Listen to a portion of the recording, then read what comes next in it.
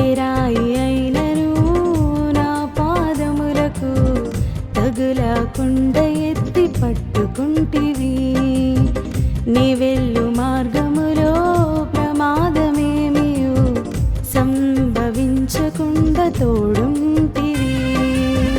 దూతల నుంచి ప్రతి స్థలమందు దీర్ఘాయువు చేత నన్ను తృప్తిపరచి నా ప్రాణమును రక్షించితివి.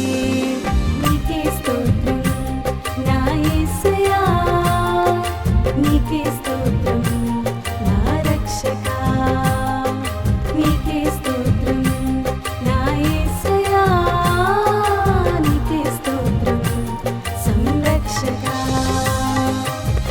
కునుకక నిదురించక